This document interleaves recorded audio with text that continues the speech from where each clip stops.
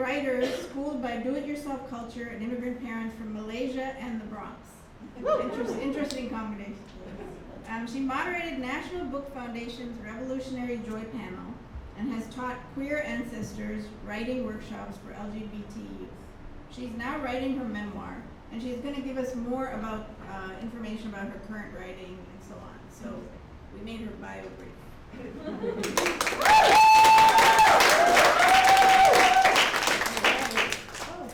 Oh, it's so lovely to see you all. And I did test COVID negative, so I'm always grateful for that. Yeah, and I want to, oh my goodness, sorry to say a lot. I'll just say I used to be a community organizer. I co-founded and co-organized the Queer Rebels Festival for 10 years. And so I just have a lot of appreciation for the organizers and the founders of this conference because it takes a lot of work. So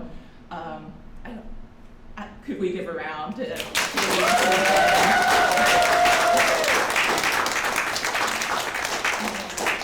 And I'm just grateful to be here with you all. And yeah, so let's see.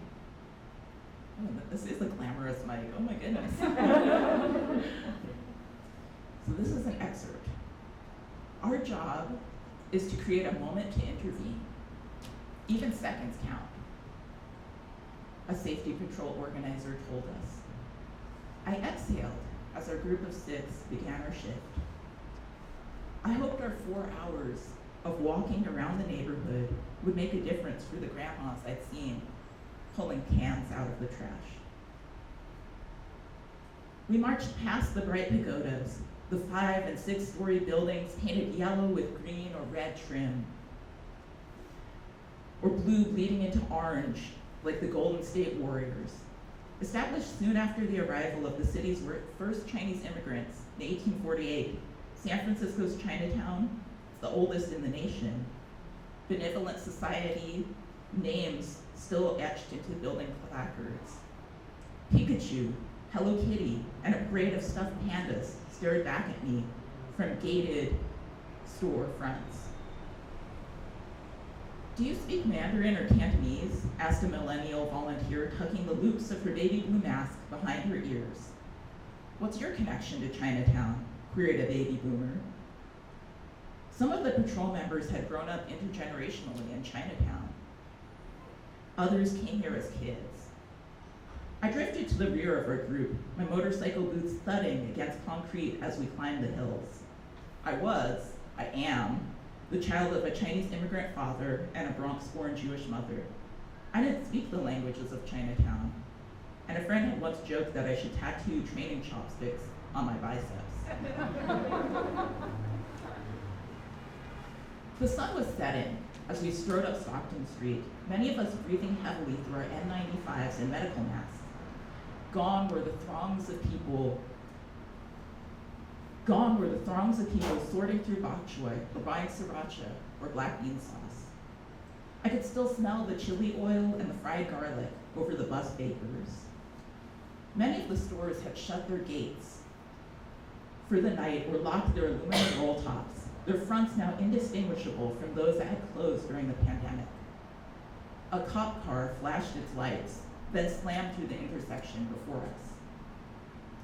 I wanted to tell myself I'd fight any attacker with my bare hands. If I saw an assailant hitting a grandma with her cane, I'd snatch it, screaming no, screaming stop. I'd kick him in the shins, deliver an uppercut, pummel his belly.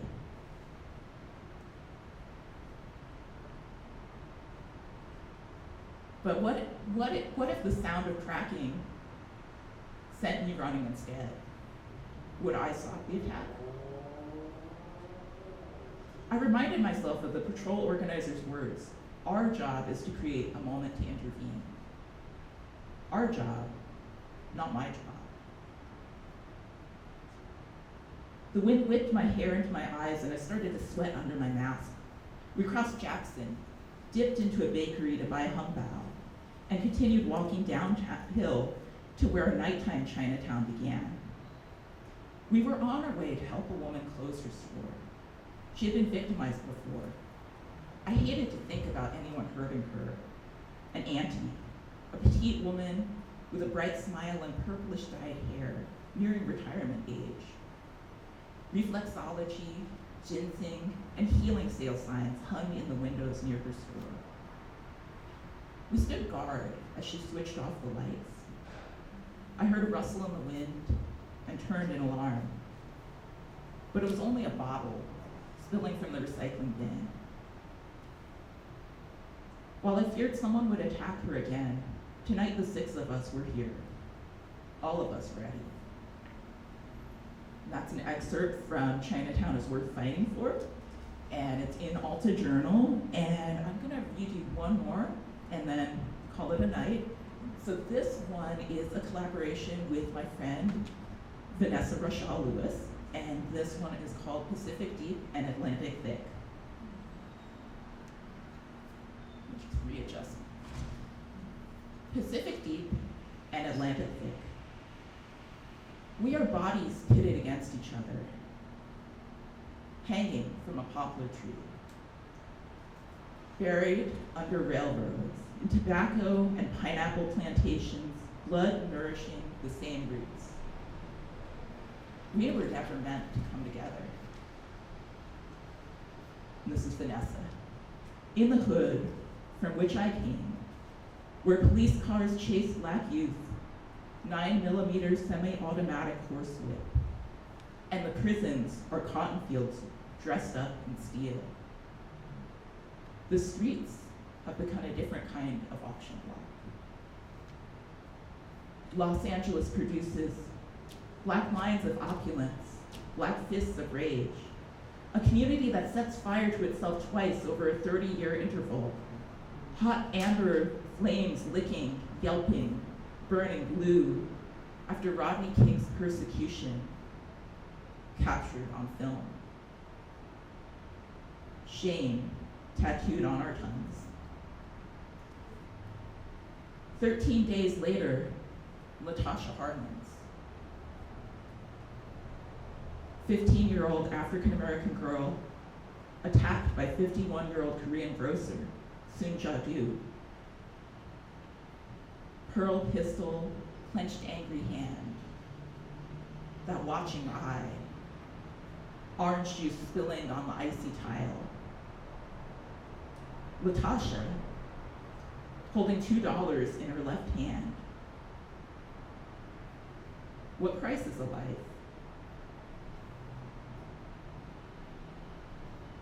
5 years of probation,